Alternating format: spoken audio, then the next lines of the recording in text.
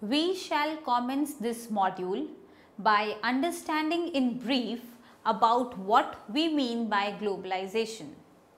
Stiglitz in 2006 writes that globalization is that field on which some are major societal conflicts, including those over basics values, play out. Bhagwati in 2004 observed that columnist Thomas Friedman celebrated its virtues, while the Ruckus Society and the French sociologist Pierre Bourdieu proclaimed its vices. He commented that globalization by now has emerged as a phenomenon that has become subject to unending controversy and a focal point of hostile passions, leading to violent protest at times. He also added that globalization is a defining issue as we move further into the new century. After studying this module, you shall be able to understand the concept of globalization, know about two epochs of globalizations, a comparison, know the analytical foundation of globalization, understand the asymmetries in the current phase of globalization and their manifestations in the Indian context, know the impact of globalization on the Indian industries. Let us now understand the concept of globalization. While globalization may have many notions, Bhagwati uses globalization exclusively as economic globalization.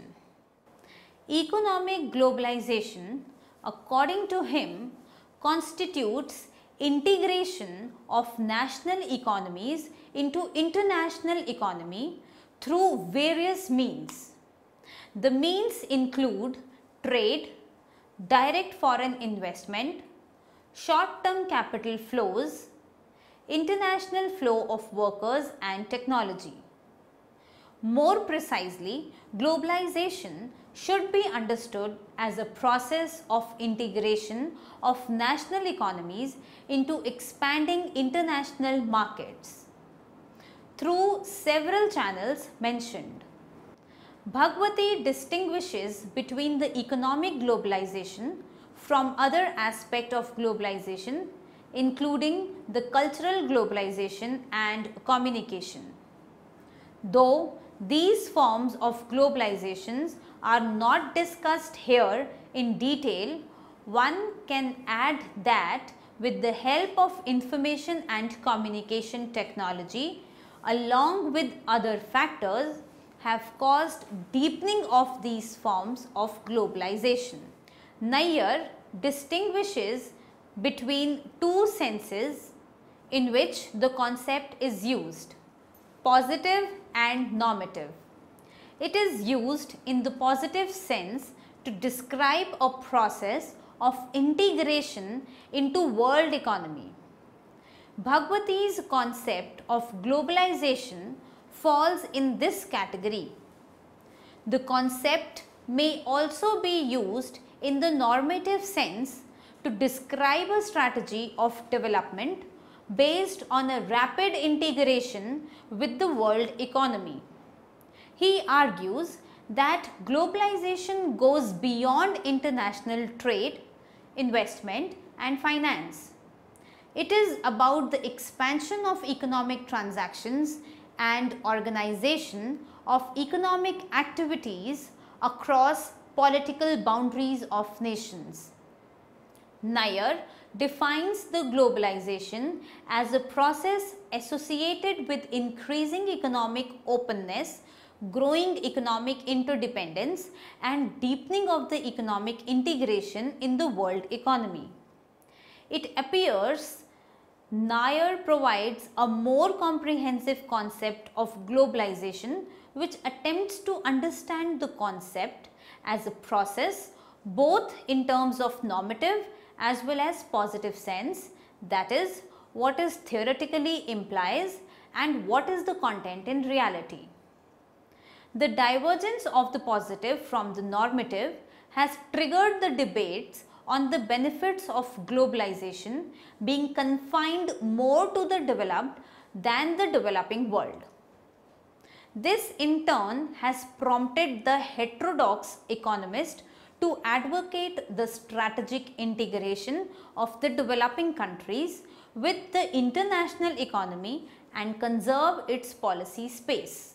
Moving on to discuss the two epochs of globalization. Globalization is not a new phenomenon. There was a similar phase of globalization beginning a century earlier. Circa 1870 had gathered the momentum until 1914 when it came to an abrupt end. Thus, while the world economy experienced a rapid internationalization of trade, investment and finance during the last quarter of the 20th century, there was a similar internationalization of trade, investment and finance during the last quarter of the 19th century. Nair points out to the similarities and differences between the two phases of globalization. Similarities exist in the underlying factors which made globalization possible now and then. The differences are manifested in the form, the nature and the depth of globalization now and then. Among the parallels, Nair talks about three dimensions: trade, investment and finance. He provides data to argue that integration of the world economy through international trade and foreign direct investment is about the same in the beginning and the end of 20th century. He provides data once again to argue that there occurred a significant integration of international financial markets in the early 20th century, which in some respect is comparable with the late 20th century. The only missing difference then as compared to now was the international transactions in the foreign exchange, which were determined entirely by the trade flows and the capital flows given the regime of fixed exchange rates under the gold standards. Next, we shall discuss the analytical foundations of globalization. The analytical foundation of globalization is provided by the neoliberal model. Neoliberal political economy argues that intervention in market is inefficient. The essence of the neoliberal model is very ably captured by Nair in his book Liberalization and Development. First, the government should be rolled back wherever possible so that it approximates the ideal of a minimalist state. Second, the market is not a substitute for the state, but also the preferred alternative as it performs better. Thirdly, resource allocation and utilization must be at market prices, which should conform as closely as possible to international prices. Fourthly, national political objectives, domestic economic concerns, or even the national boundaries should act as constraint in this world. Such a world view treats the domestic economic concerns as subsumed in the maximization of international economic welfare, and national political objectives are given up in the bargain. Let us now understand the asymmetries in the current phase of globalization and their manifestation in the Indian context. Bradbury argues that there exist certain structural asymmetries inherent in the current process of globalization. Globalization will be wrongly perceived inevitable if we fail to appreciate such asymmetries. The first asymmetry arises from freedom of movement of capital, especially the financial capital on one hand and the restriction placed on the other hand on the movement of labor. He shows that labor migration as a proportion of the total world population has become lower in the current phase of globalization as compared to the earlier phase of globalization, despite tremendous improvement in travel and communication technology.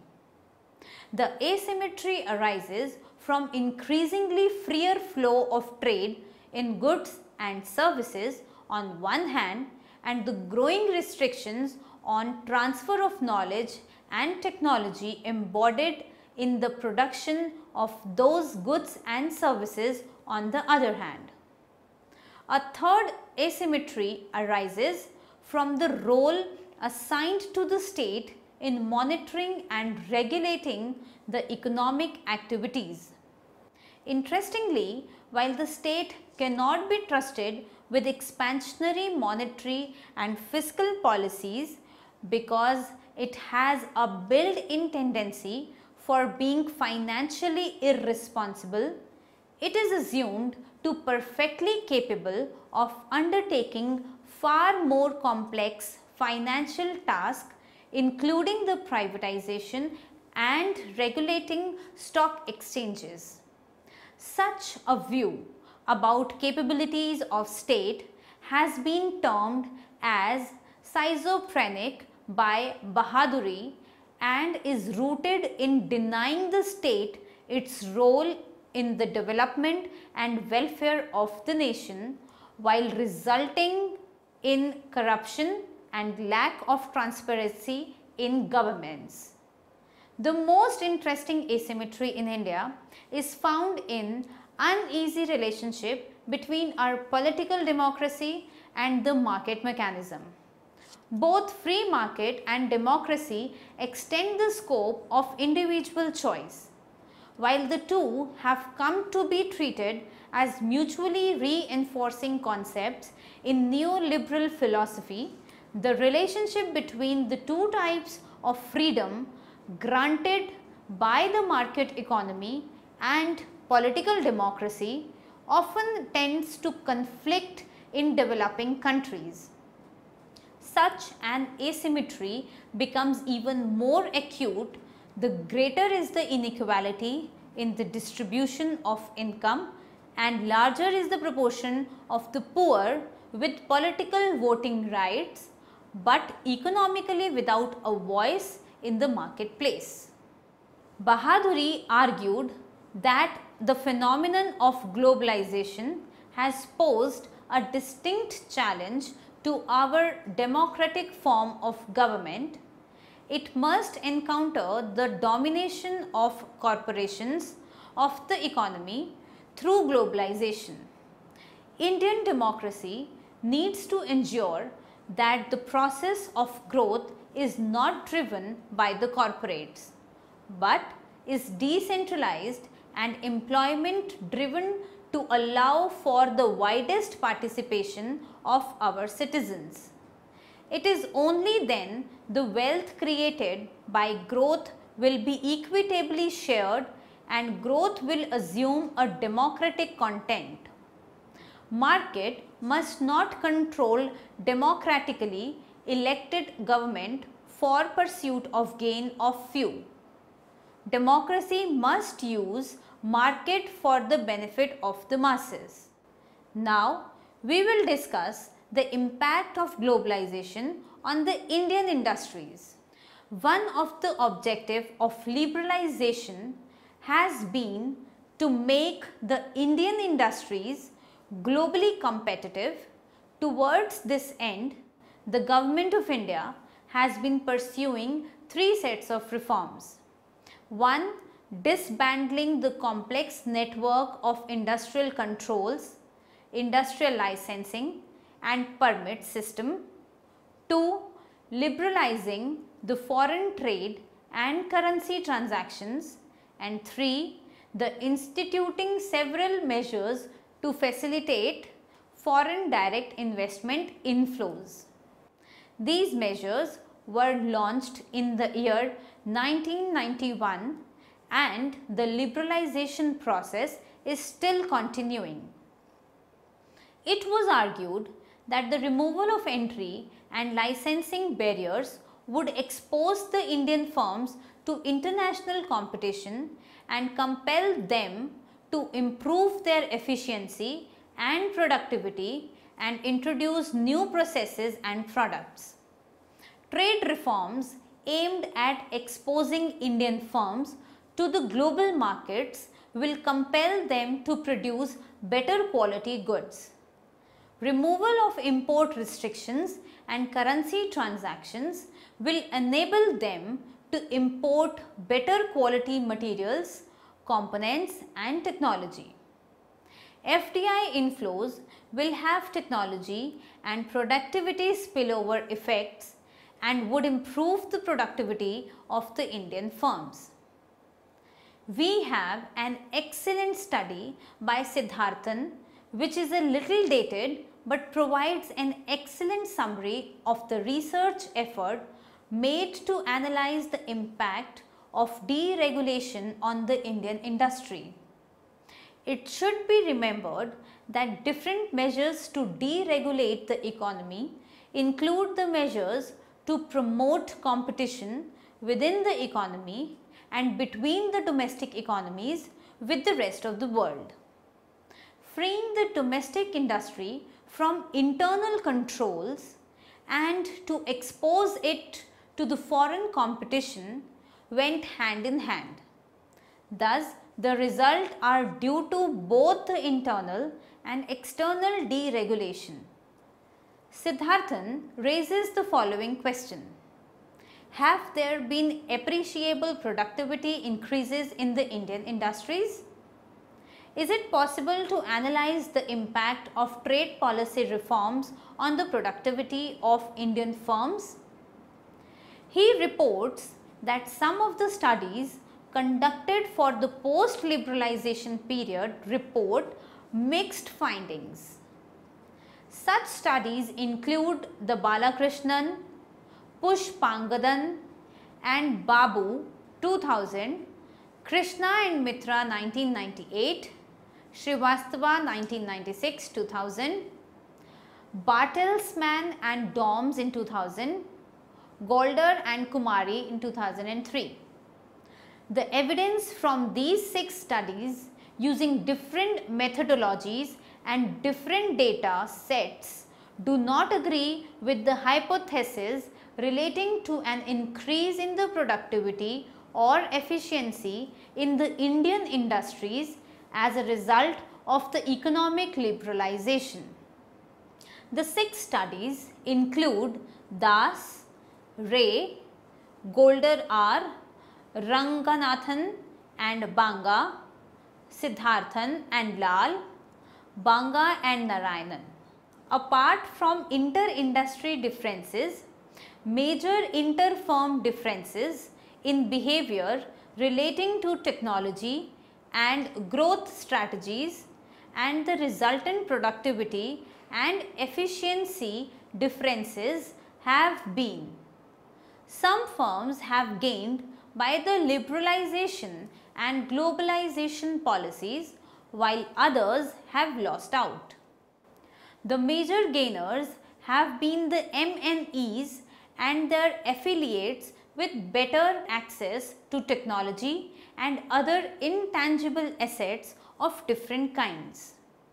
To cope up with the global regime and to compete against the MNEs, some of the domestic firms have adopted a strategy of entering into the non-equity strategic alliance with the foreign and domestic firms, resulting in technology imports against the royalty payments.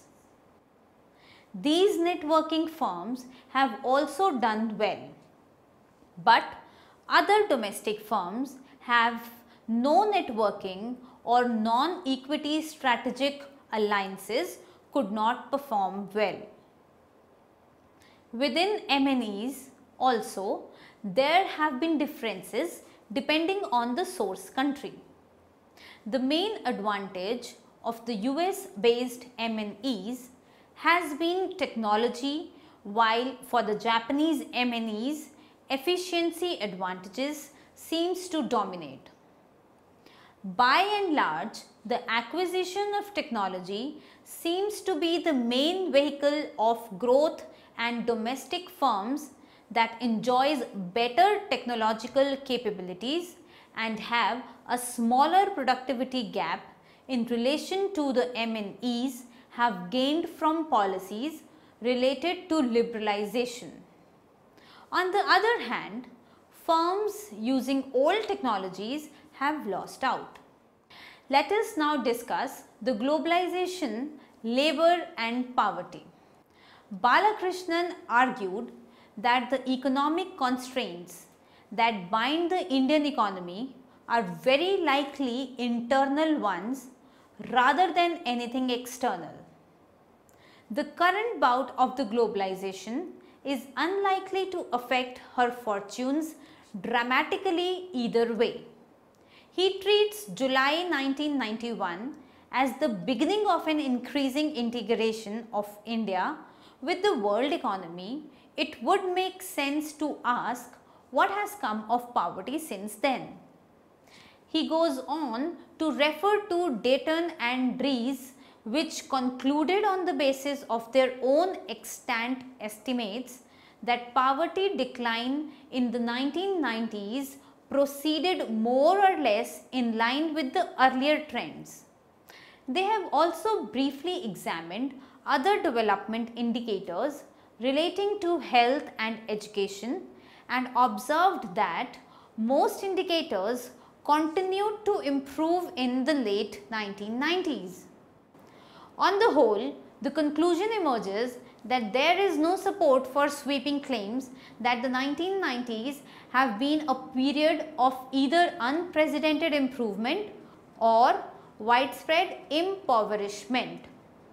This, as he thought, constitutes a clear message as one is likely to get on the impact of globalization on the Indian economy as a whole, as opposed to the segments of it that are highly integrated with the rest of the world.